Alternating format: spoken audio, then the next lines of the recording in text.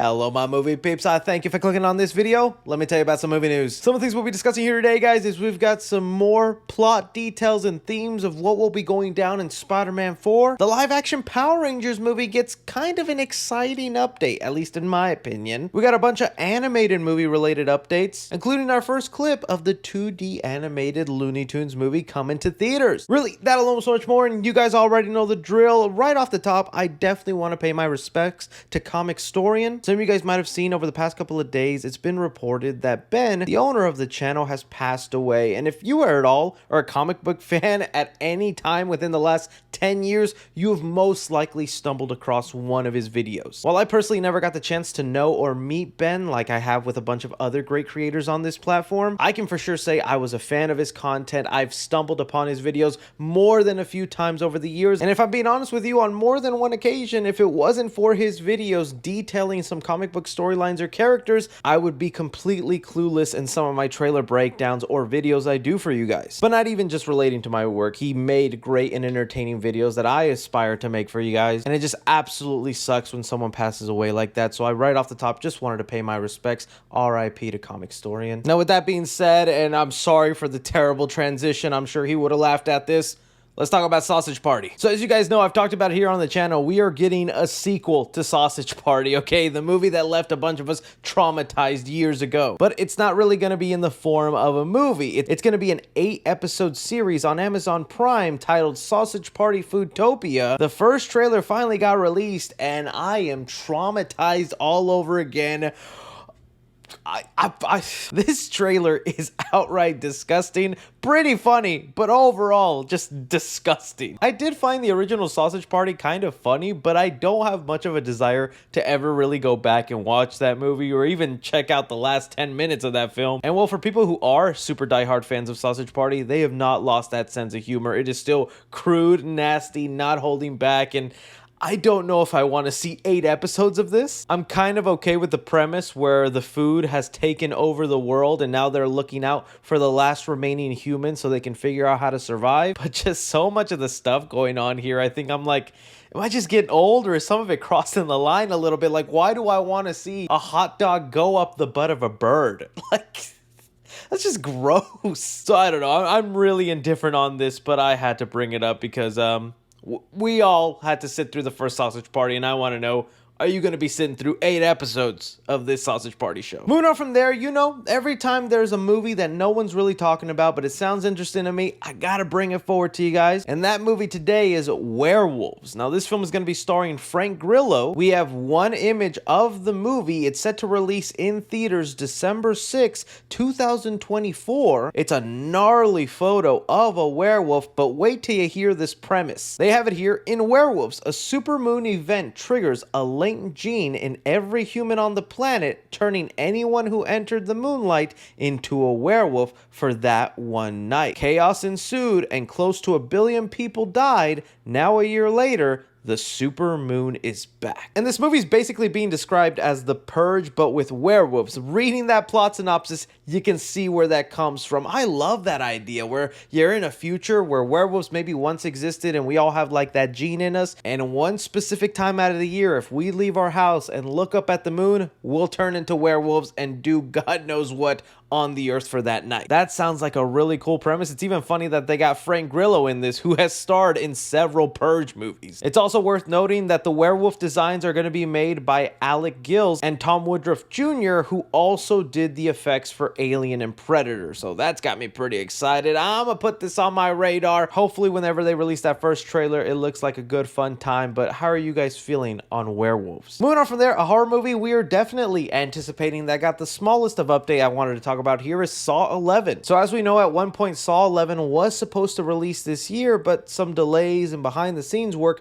made it so that they moved the movie to next year. As much as that sucks for Saw fans, that's honestly a great sign because the studio is willing to take their time and make sure this movie's good. And while we do have the writer of the movie kind of giving us an update on what we should expect from the film, saying, we're writing 11 right now. Kevin Gruitt is returning to direct. He continues, that's one where it's got something new to say, and it's angry. So obviously not like the biggest update in the world, but just that statement enough as a Saw fan intrigues me. It's got something new to say, and it's angry. Woo. Whew, what could that mean? Who the heck knows? But on the it's got something to say part really does intrigue me, because looking back at some of the better Saw sequels are the ones where there's a bit of commentary to them, or it's more than just, oh, some crazy traps and people bleeding to death. I mean, Saw X was a really great movie where it conflicted you on how to feel about Jigsaw, the main antagonist of the franchise, whether we're on his side, against him. Saw 6 at one point was even a commentary on the healthcare system and how messed up it can be. So it having something to say does excite me on what that could be, especially if it's new for the franchise. Now, the part where it says it's angry, you know they're up in these traps. They're making them crazier, and I can't wait to see. I'm just still curious, what is this story? Where is it taking place in the Saw timeline? Is Tobin Bell coming back? Are you going to make it focused on Hoffman, which I wouldn't mind? How deep into the lore are you going to take things? I want to know, man, but I guess we still have a whole year and a half to wait and find out. Let me know what you guys think about these Saw comments. Moving on from there, I definitely wanted to talk about these updates coming out from the Annecy Film Festival. So you may know this is the International Animated Film Festival that's very dedicated on animated films, obviously. And apart from screening some upcoming movies like Inside Out 2, which is getting great positive reviews, but I'm watching that movie tonight, so I'll have a review for you guys very soon. They also did the first screening for Transformers 1, giving us our first reactions. Now, we'll talk about that, but there's a couple of other things they revealed first. For one is we got a really good look at the upcoming animated Lord of the Rings movie, and I was shocked to not only see it's a 2D animated movie, but that it's going based off an anime inspiration. This is kind of like out of nowhere, and I'm gonna be so fascinated to see what kind of box office potential this does, because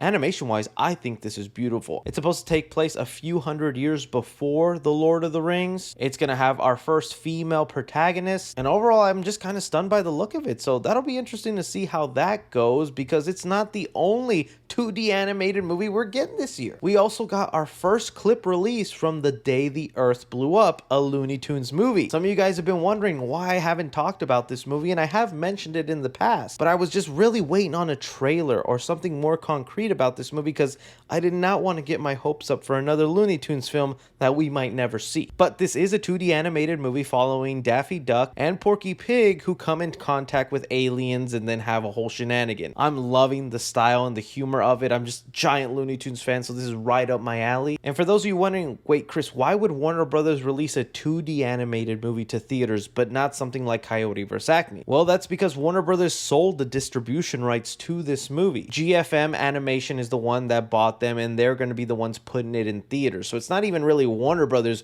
releasing this movie in theaters. They just happened to make it. Then when David Zaslav came in and restructured the company, they had no interest in continuing to pursue this project. But that's why something like this is getting released and not something like Coyote vs. Acme, because somebody actually bought this movie and is going to spend the money to put it in theaters. But I am very shocked to see it be a 2D animated one, and like I don't even want to pretend it probably is not going to perform that great at the box office. Kids today I think aren't running to go see 2D animated movies. I would love to be wrong and for this to be a mega hit, but let's just be realistic, right? Still, though, that's cool that's happening, and you know I'm gonna be there day one. And well, now getting on to the Transformers 1 screening. So people at the Annecy Film Festival were given a rough cut of the movie with some unfinished animation, but overall it was the finished film. And I have here an article that compiled the main things people are saying about the film. All spoiler free, of course, but they're saying here, the film is not shallow. It is instead the best film of the franchise so far. Pacing is very quick, no pop songs in the film, a lot of cameos, no time skips or flashbacks, easy film to follow. Transformers we see the most of are Orion Pax, D-16, B-127, Alita 1, and Sentinel Prime. The film is unbelievably fun, amazing action packed, and side-splittingly hilarious. Rise of Orion 2 Optimus and Fall of Megatron is handled as best as it could have been. Film is gorgeous, voice acting is really good, kinda between Lego Movie and the first Avenger movie, innocent on the surface, but dark underneath. A lot of G1 references. And then we got this image released of the movie, which I'm guessing is early concept art. This continues to go with what we've been hearing. Paramount said that Transformers 1 was one of their highest tested movies of all time. This movie is looking to be really good. I don't want to start that overhyping it train, but I definitely wanted to bring this up for a lot of the naysayers, because there was a lot of hate for that first Transformers 1 trailer. So many people bagging on the animation, not not loving the comedic style, thinking this was like a movie for babies, when it sounded like it's the opposite. And one last thing in the animation department I definitely wanted to bring up, although I don't believe this happened at the film festival. We have here the creative chief officer over at Pixar making a statement I am so happy with. He said here, Pete Docter says Pixar will not make live-action remakes, adding that I like making movies that are original and unique to themselves. So much of what we create only works because of the rules of the animated world. And you know, some people might be hearing me talk about this and go like, yeah, of course they're not going to make Toy Story live action, but it's like, we're entering a new world. The live action How to Train Your Dragon movie has finished filming, I believe. We're about to start production on the live action Moana movie with Dwayne Johnson. We are entering a world in the next 5 years where 3D animated movies are going to get the live action treatment. And some of the most iconic 3D animated movies are by Pixar.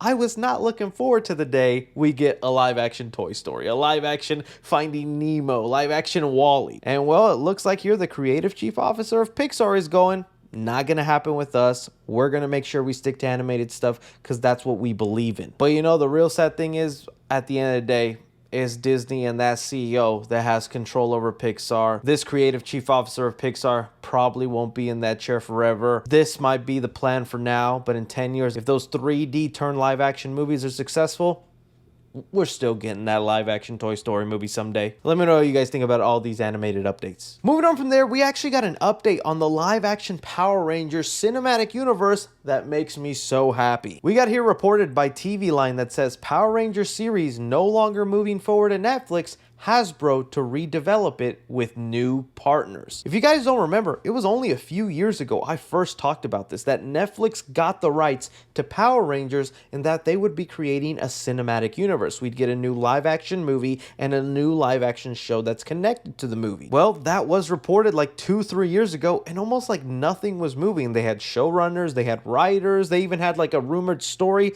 The movie was supposedly going to be about like modern day Power Rangers that time travel back to the 90s and meet the 90s Power Rangers and go on an adventure. Like that was the rumored plot for the movie. But for some reason, nothing ever came out about it, and now we know why. Netflix, I guess, lost interest, or they no longer want to do it, and now Hasbro has the option to go with someone else. The reason I think this is great news is because if they made that movie, it's going straight to Netflix. You're not getting a theatrical event of Power Rangers like in the last film that should have gotten a sequel. But it's like, come on, you know Power Rangers belongs on the big screen. There's so many people who love that franchise. And Netflix no longer being the head of it, that's great news, because now that means whoever will pick it up will most likely give it a theatrical release and give it that big, awesome marketing push it deserves. Unless that is someone like Amazon Prime takes it and they don't want to do theatrical or any other streaming service. But I'm thinking that's not what's going to happen. In the next couple of weeks, we'll hear Universal picked it up, Warner Brothers picked it up. So yeah, we'll see what happens. But how are you guys feeling about this little development with the live action Power Rangers? And are you even interested to see another live action movie? Bringing us here to an update involving Spider-Man 4. It feels like we always have an update every like 2 weeks on this movie when all I'm waiting on is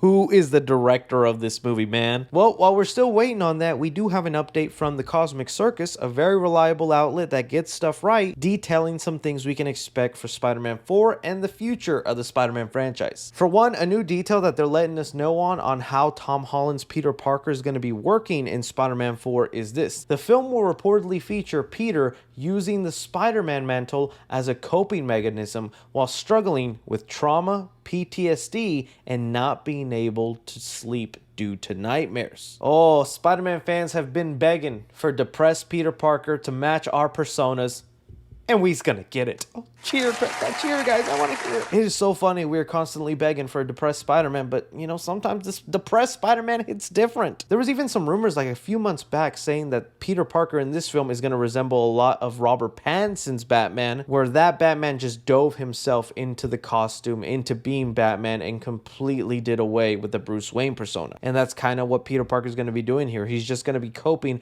as Spider-Man and doing very little Peter Parker stuff. And it seems like that could be the ultimate theme of this movie, is like Spider-Man trying to learn to be the hero, but to still not let Peter Parker die, and that he needs to live on too. So yeah, I'm up for that. Now it's this next update that I'm like, it's this crap that you do, MCU, that makes me not love you. This update here says Green Goblin and Doc Ock could be introduced in the MCU, by people who were inspired by Doc Ock and Green Goblin they saw during the events of No Way Home. So this is also something we've kind of been hearing about with Tom Holland's Spider-Man. Whether his movies go on for 3 more movies, 4, 5, and 6, somewhere along those lines, the MCU kind of wants to retread older villains but make them MCU-ified. So maybe give Tom Holland his Green Goblin, his Dr. Octopus, his Electro. They would just have slightly different origins and then they would be modified for the MCU. I'm kind of down for that. Like, I want to see what Norman Osborn is like. I know people hate this fan theory I have, but I'm like, when Peter goes to college, it'd be crazy if Norman Osborn was like his classmate. And he's almost someone like a Mark Zuckerberg or an Elon Musk who has these ambitions for a big company. And well, Peter, knowing that Norman Osborn is supposed to go evil, ends up keeping too close of an eye on him, trying to befriend him just to make sure he doesn't turn into Green Goblin, and things go down. Like, I know that's terrible. But I think this is more terrible. What they're saying here is there's going to be people who just saw the events of No Way Home happen in the MCU. They saw Green Goblin on TV, Dr. Octopus on TV, all probably through like the Daily Bugle. And just some punk out there is going to go, I want to be Green Goblin. Oh, I want to be Dr. Octopus. And they just do it. I hate that origin. What do you do? No, don't do that. That feels like such a lazy, weird, contrived way. I wasn't even happy with the symbiote being from another dimension, the Sonyverse, and then coming into the MCU and given to Tom Holland that way. I hated that idea too, but I was like, fine, you already set that up, and now apparently you're taking it away with this new movie. I don't know, man. I always can find a reason to complain about Tom Holland's MCU Spider-Man, but like, I just want to love him. I want to cheer for him and be like, that's the best Spider-Man on screen. But then MCU pulls stuff like this, and I'm like, it's hard for me to say that. But anyways, guys, that is all the current updates we have going on right now. I want to hear from you guys. What did you think of all the movie news we talked about here today? Don't forget to like, subscribe, follow me on Twitter at 3C Films or on TikTok at 3C Films. But as always, I'm Chris. Take care.